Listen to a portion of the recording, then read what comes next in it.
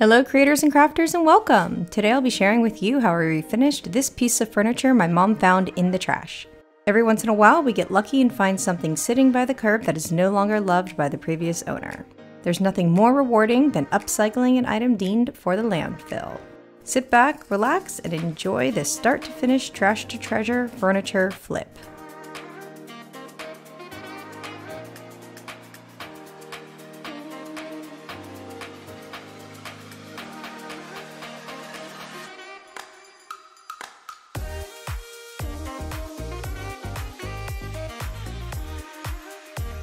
As you can see here, the legs are in really awful condition, so the solution we decided on was to cut them off. We have no issue making the piece shorter because it's pretty tall and we want to use it as a nightstand anyways. The first step here was to take the furniture and transport it to where I would be painting it.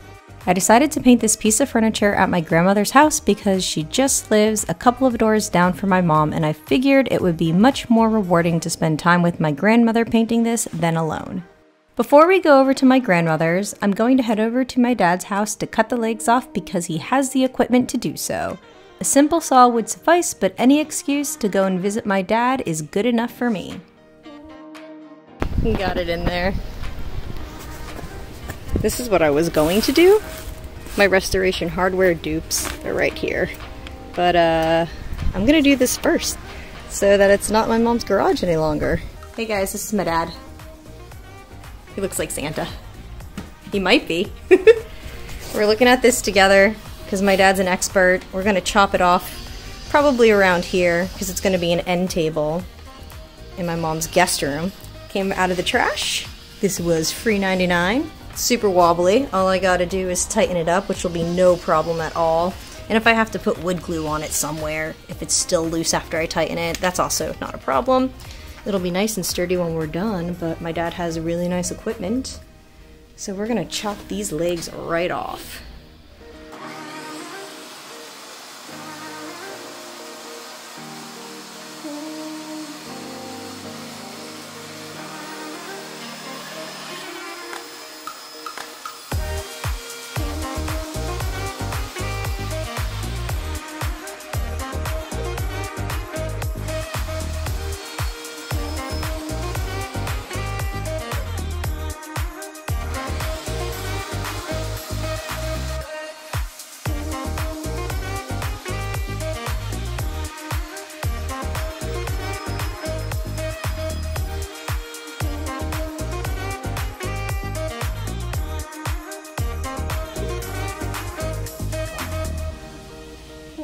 You want this? Okay. On.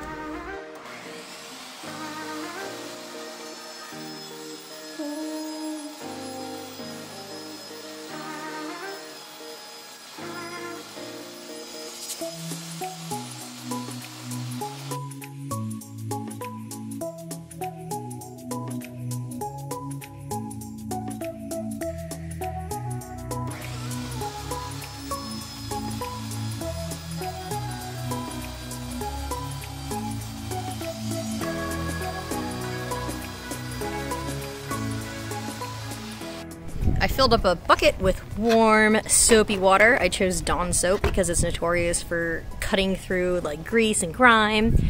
And I'm going to clean this up and let it dry overnight. If it's dry enough in the next couple of hours, I think I'm gonna glue this on so that I can paint it tomorrow.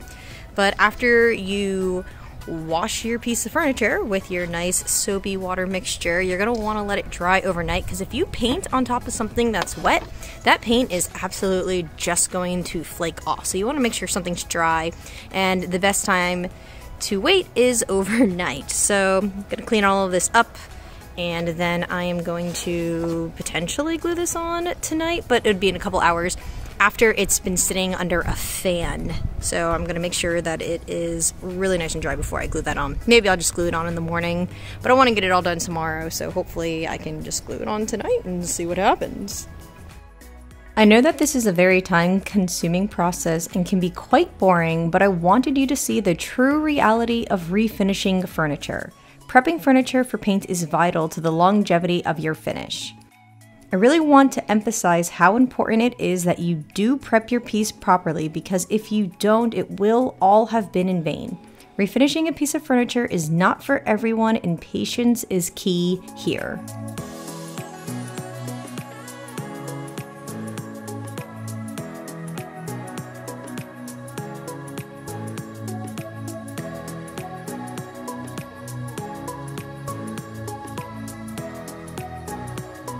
Once I'm done washing this piece, I'm going to head over to my mom's house to show you the room that it's going to go in, and then also grab the paint because I forgot to grab it when I was there grabbing the furniture piece. Here it is. It is significantly cleaner. I cleaned there, all here.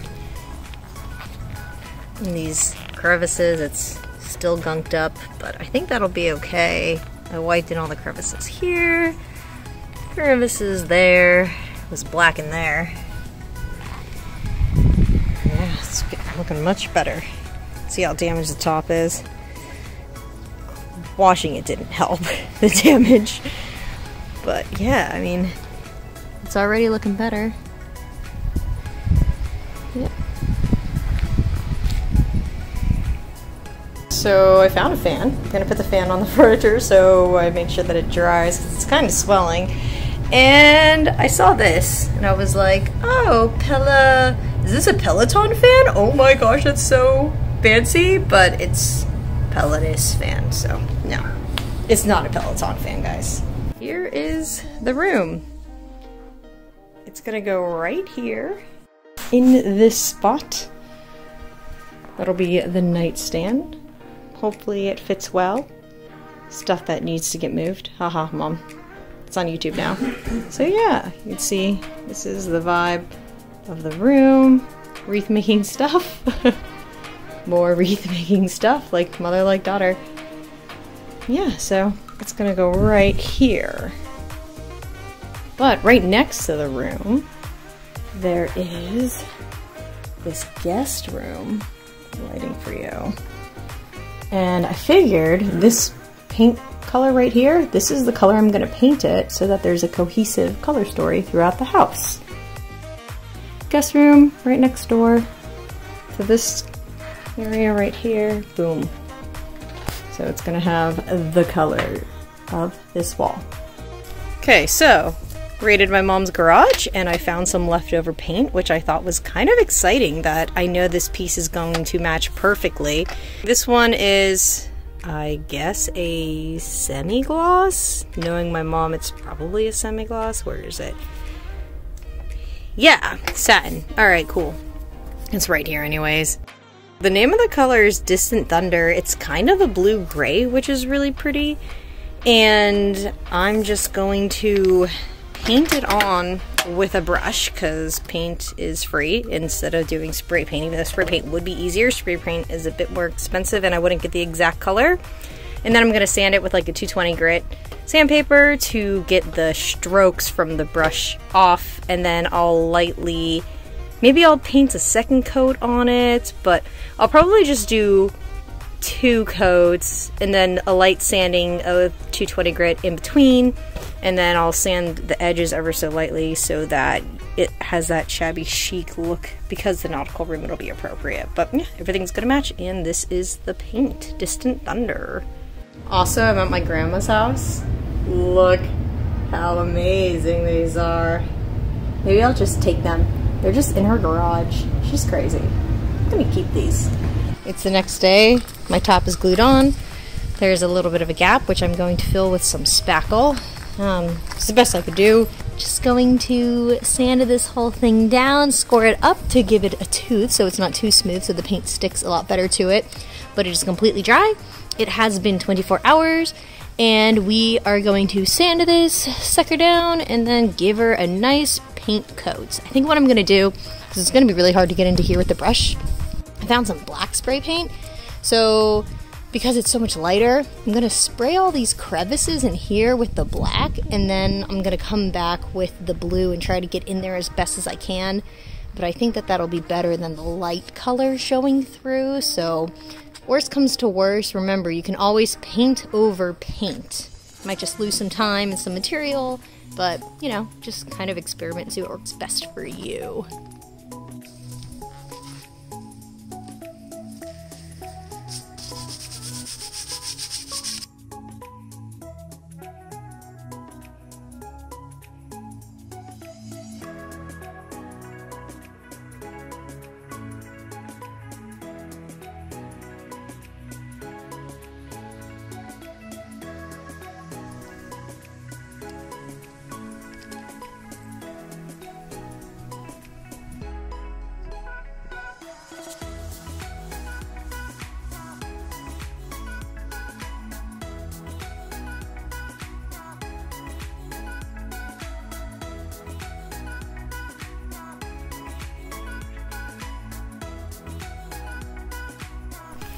Okay, so I spackled the gap, and then I will prime this gap,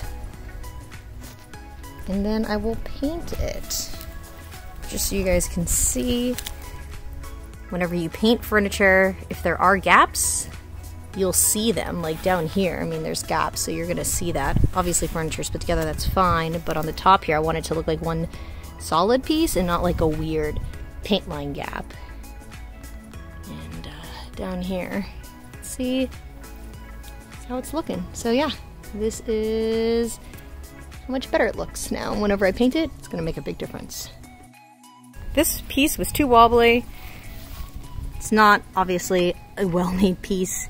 These won't stay tight. The people who threw it away must have thrown it away because it was so wobbly. So what I did here to fix that issue is I took my wood glue, I put it along all of the joints here and all the joints there, and then I did that on each layer there, this layer here, and then again this layer there and here, and then I clamped it once I let the glue kind of soak in between the side piece here and this piece here with all of the edges. So that's what I did to fix this issue so that it's not wobbly. I mean, I tried to tighten these things and they just, it's not quality, so it is what it is. It was free trash piece.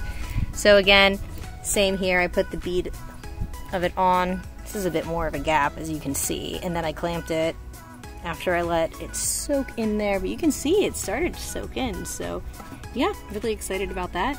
I think that it's going to be nice and sturdy. Same with the tabletop. You don't want a wobbly piece as an end table, Mom. Come on, Mom. This is what I found in the garage, so I'm just going to use that to get all the crevices in. Clamps are still on because the glue is still wet. It's a little cool out. I'm just not going to get paint, obviously, on the clamps, so good luck to me. As you sand, the paint colors underneath will show through.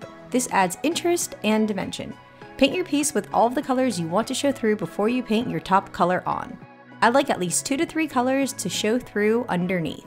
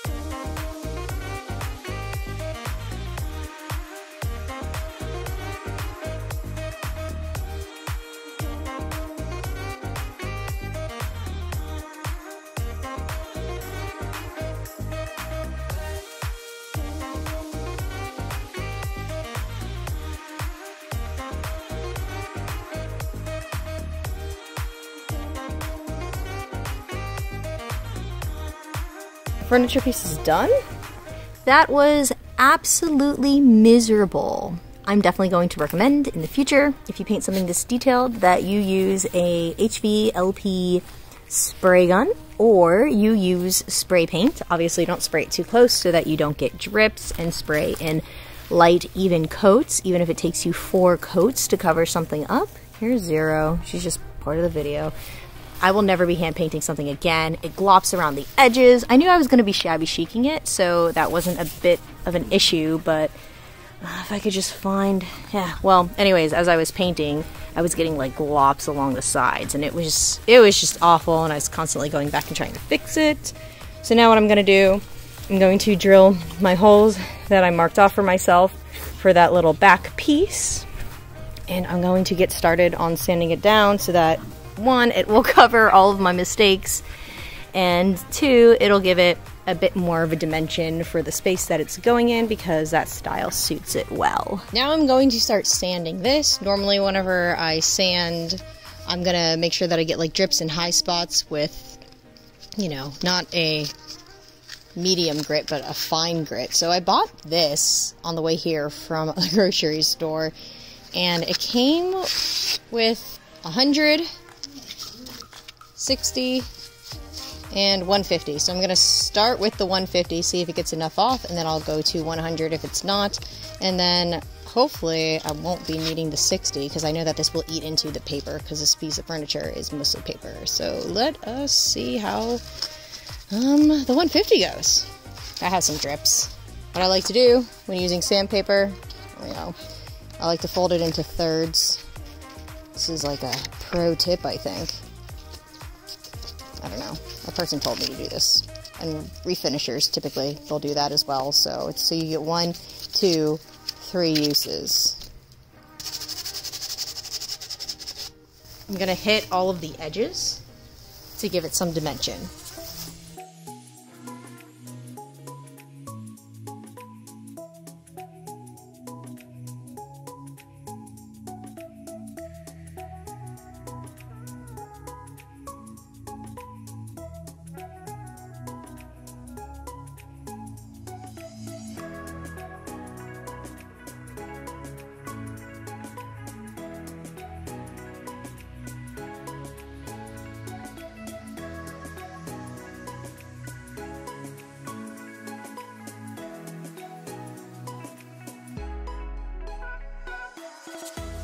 Alright, so sanded the life out of this thing.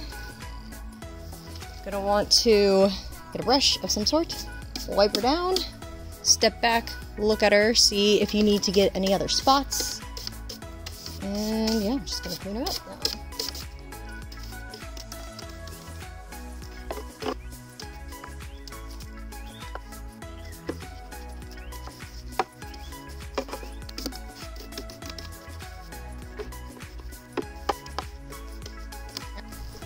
Here we are, cleaned piece. Definitely gonna have to seal this thing with some clear because this is the paper. Looks like wood, even up close, but gonna have to seal it in case this gets wet, it would swell.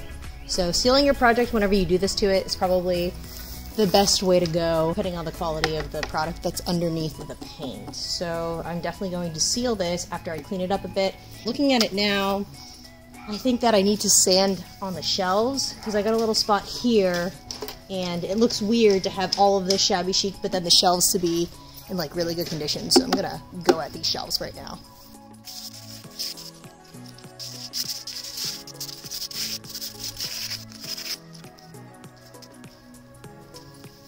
Hey, oh, no,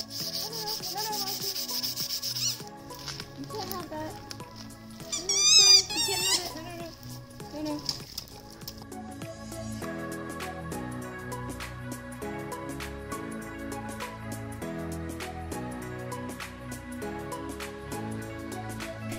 This is the dowel, the hole that I'm drilling for, so I matched it up with a drill bit that I think is going to be just the right size, so I'm going to drill that hole.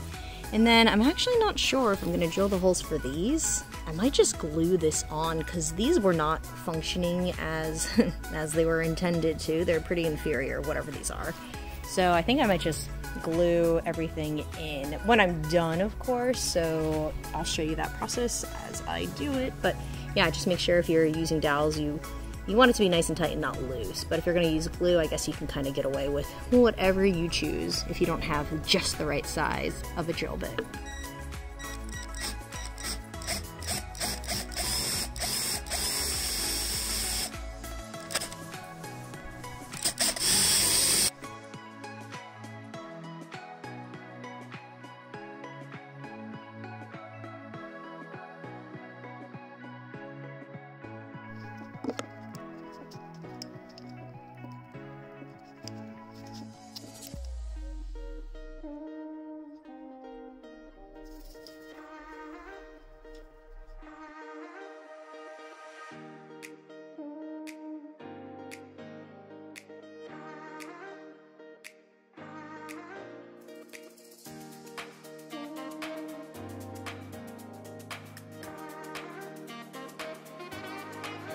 So this is glued on now. I wiped all the oozing glue out, and then I clamped it, and I wiped anything that was oozing again. The reason you clamp it is because you want to make sure that there is an extra good bond. So if you don't have clamps, pick up some clamps. You'll find that you use them all the time, and it will really make sure that this stays stuck forever. Wood glue is super strong. There's a little gunk in there. You can see it now on the camera. I'm going to wipe that out and let it stay clamped for a minimum of 30 minutes as per the instructions. The wood glue that I used is this Titebond original wood glue. It's been amazing so far, like absolutely incredible. You can even glue wood to fabric with this stuff. So yeah, I'm going to let that dry a bit more, and then after 30 minutes, I'm going to remove the clamps and spray this baby down with this matte clear enamel. The weather is perfect for it. It's not too cold, not too hot, maybe a little humid, but hey, Florida, what you gonna do about it?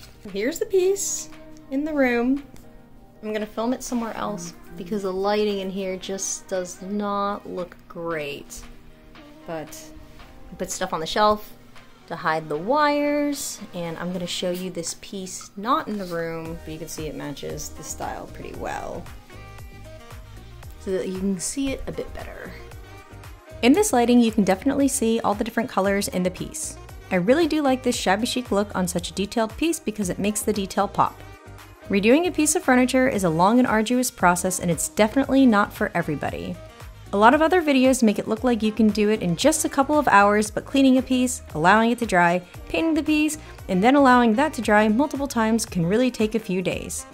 Just make sure if you are going to refinish a piece that you are patient and give yourself ample time. Personally, I believe that if you just spend a few hours for a couple of days to redo a piece, that will make the process a lot more enjoyable. Thanks for watching. I appreciate your support. Don't forget to let me know you liked this video and feel free to subscribe.